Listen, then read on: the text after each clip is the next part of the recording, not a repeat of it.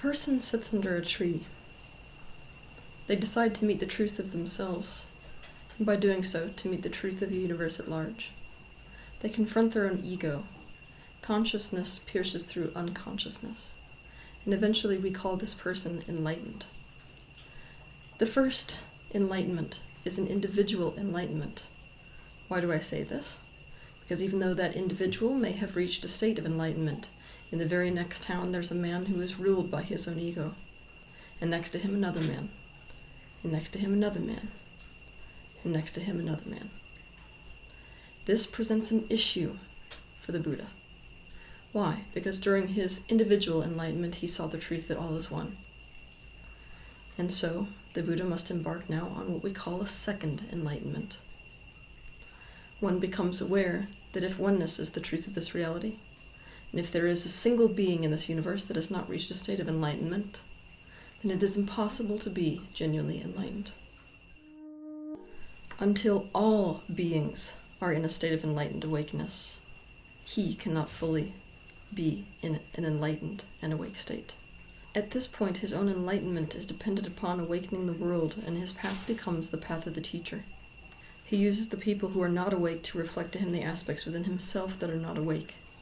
He teaches people to become awake so that united consciousness can become enlightened in its totality.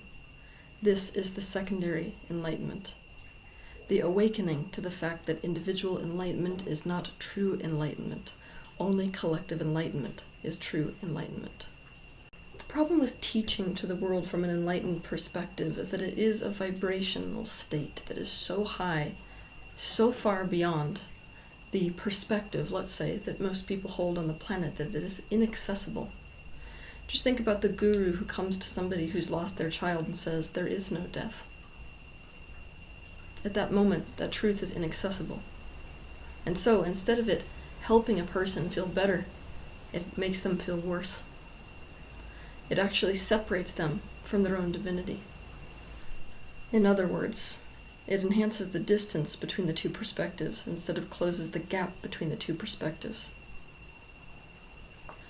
Essentially, after a person has experienced the first enlightenment, but before they have experienced the secondary enlightenment, they can live in a kind of narcissistic bubble, a reality that is accessible only to them and to no one else. This perspective makes other people feel alone, not good enough, like they're failing, lowly, stuck alone in pain that they should be able to get out of, but can't. For the teacher to teach, he or she cannot teach from a narcissistic bubble. He or she cannot teach from a frequency and perspective that is too far beyond the personal perspective and frequency that the person they are teaching holds. This doesn't just apply to enlightened teachers. It applies to all people on the planet. But to help you understand this, I'm going to have to topple a sacred spiritual pillar. I'm going to have to pop a spiritual bubble for you. Now, the first spiritual bubble I'm going to pop for you is the fact that most all spirituality is nothing more than one giant coping mechanism. This should scare the death out of you. Why? Because the ego itself is nothing more than a coping mechanism for life. That means that most all spiritual practice feeds the ego. At face value, most spiritual teachers call for change. The change from unloving to loving, the change from imprisoned to free.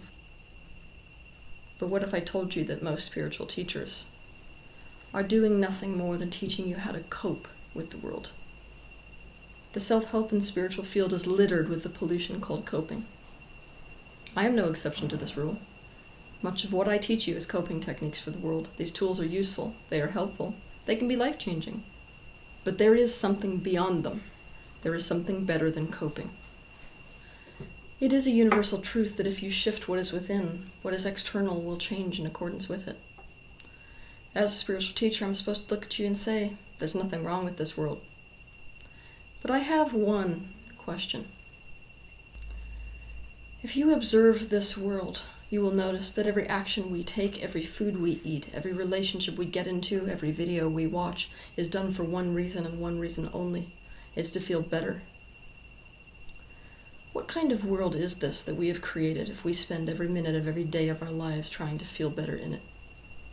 What kind of a world have we created if every minute of our lives is spent trying to figure out how to cope with it?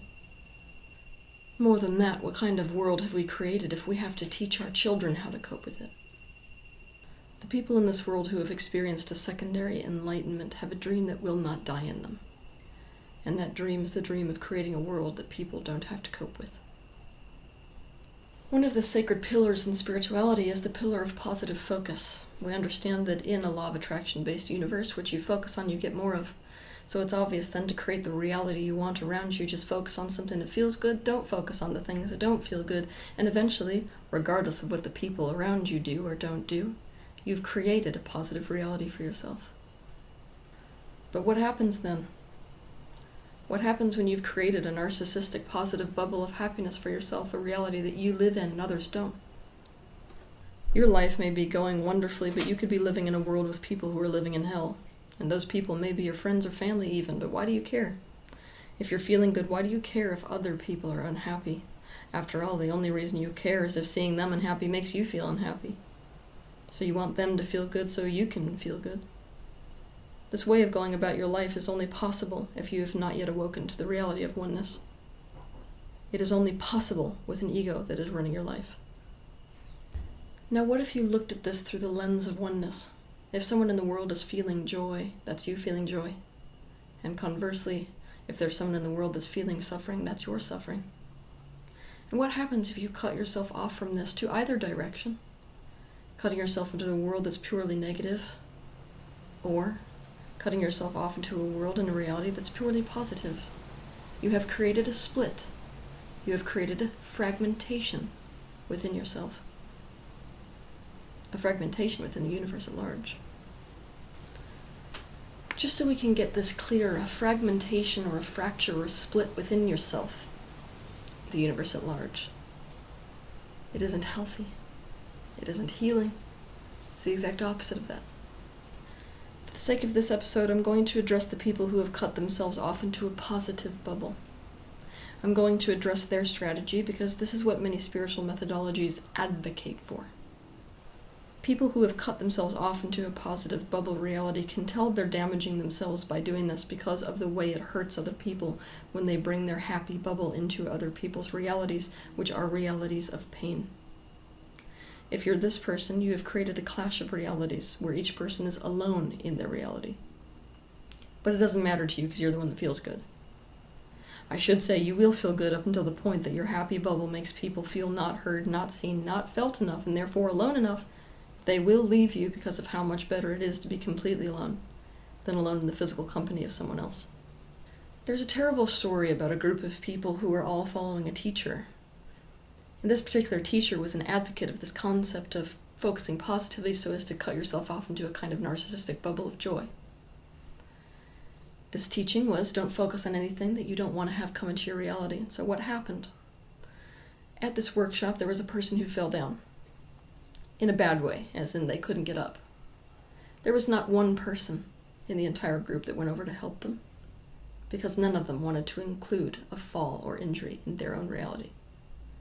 By virtue of this practice, they lost their humanity. There is a belief that being in a purely positive, feel-good perspective draws people to you, but this is not always true.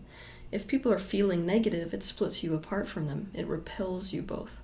It makes you not a vibrational match to those people. It creates the opposite of integration in this world. So my question, which goes beyond the first enlightenment, is, to create your own happy individual reality through your focus, which you absolutely can do, is that so good to do? Or are you missing that everyone is you? If everyone is you, does it do any good to leave everyone outside your own bubble of pleasure so that your single embodiment can feel good? If you accept that everyone is you, your own happiness and joy and also expansion from that point forward must accommodate other people. The narcissistic happy bubble reality can no longer feel good to you. And it is at that point that you are being called to integrate polarities. Awareness and true consciousness, a state of enlightenment, is a state that accommodates all polarities. Now, this is not what many spiritual teachers are advocating for. Instead of using the tool of positive focus, for example, as the tool that it is for specific circumstances, they're using it as the methodology for an entire way of living. They polarize themselves. They lose access to awareness and therefore awakening, because their perspective can no longer accommodate negative. Enlightenment is not possible from this perspective. Positive focus, like any tool, can be a brilliant and useful tool. It can be just as dangerous, though, as negative focus. Positive focus can be extremely dangerous when it disallows you from seeing, feeling, hearing, and understanding other people's realities. It prevents us from accessing each other. It prevents us from connection. And why is that a problem?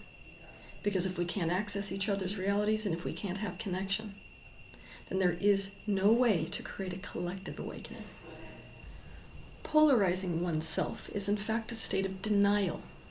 It's a state of denial because to swing completely to one degree, you have to deny the opposite degree. So let's say to focus solely positive, you have to deny negative. And to focus completely negative, you have to deny positive. It is a state of denial, not consciousness. To be clear, the point of spiritual evolution is conscious awareness. For conscious awareness to exist, we need to accommodate both polarities. We need to accommodate other people's realities. Now, this exclusion of polarities doesn't just apply to positive and negative, it applies to all spiritual truths that are often contradictory. Here's what I mean by this. At the highest dimensional level of this universe, you do not live or die because you are eternal. That is true for this universe at the 11th and 12th dimension. But what about in the third dimensional consciousness, your physical life embodiment? Here it is absolutely a truth that you are born and that you die. So, those of us who have a limited consciousness that cannot allow for both opposing realities to be true simultaneously will say, no, there is no such thing as death and birth. There is only eternal life. They make one an illusion and the other real, but I'm going to tell you that both are real and both are true. It is true that you are eternal, and it is true that you are born and that you die. These types of polarities exist within spiritual practice because they exist within the world. They exist within the universe. We need to accommodate the truth and reality of both. We have no space in our immature consciousness for opposing truths to both be true. We deny one to make space for the other, instead of making space within our consciousness for both. I'm going to tell you a story to illustrate this little truth.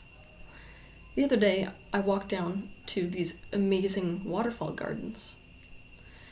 One of these waterfalls had a platform that was right next to it, and there were 8 people standing there. They were in awe and total rapture at the magnificence of this incredibly beautiful waterfall.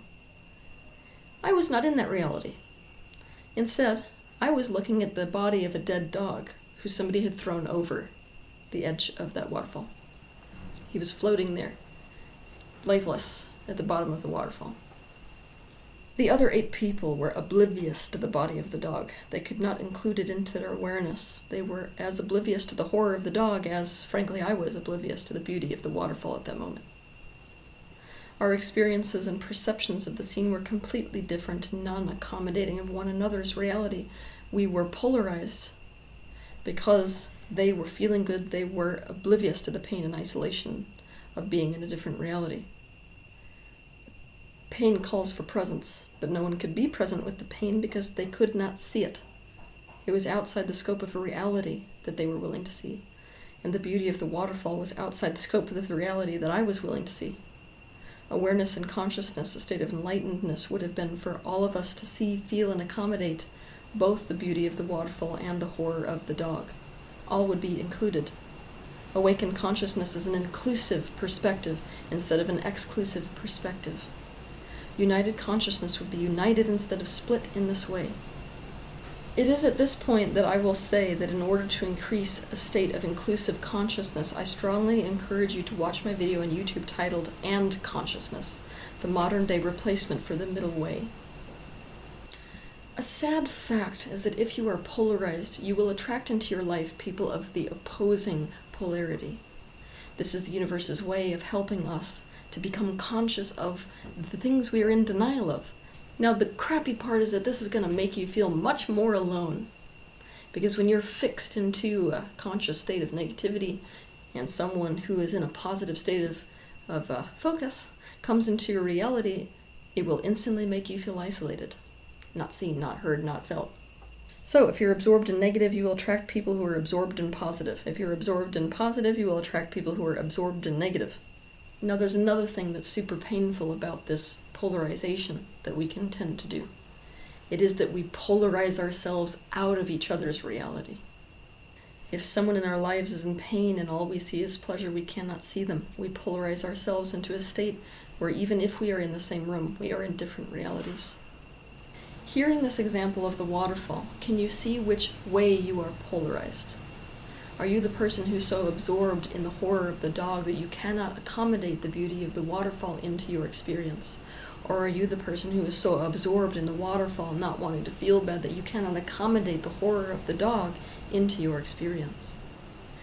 Now here's the fun part. If you're the person who could not accommodate the waterfall because of your absorption in the horror of the dog, then positive focus will in fact bring you closer to a state of enlightenment. It will bring you into a state of awareness of the opposite polarity. However, if you're the one who is so absorbed in the waterfall that you can't accommodate the horror of the dog, for you to come into a state of enlightenment, a state of consciousness, you have to be willing to feel pain and to accommodate the negative into your reality. We must learn to be inclusive to the greater whole, to those perspectives, in order to create integration within ourselves and integration within this universe. It is only when we come into this state of awareness, the inclusive state of consciousness, where we can accommodate polarities, that we can in fact be inspired to right action. An inclusive consciousness, a consciousness that accommodates all polarities and all people and all perspectives, leads us to the awareness that often coping with things isn't a virtue. Often it is just denial or coping with things that shouldn't be coped with. Sometimes it's just not taking action that in fact needs to be taken. Sometimes what is really called for is to accept that something is there and then to change it. Once your consciousness can accommodate polarities, let the new question be, should this be coped with? If so, use a spiritual tool that helps you cope with it. If not, change it. If you condition yourself to create a bubble reality for yourself that is purely positive, so that you cannot see or feel or understand or accommodate the opposing reality, that there is pain in this world, then you will be the kind of person who actually creates no change on this planet. Now here's the thing. You did not just come here to change yourself in accordance with expansion. You came here as a part of this world so that you yourself could change this world. Because by virtue of changing it, you are bringing it into the expanded place for this universe. Because what is the truth of this reality? The universe is us. Have a good week.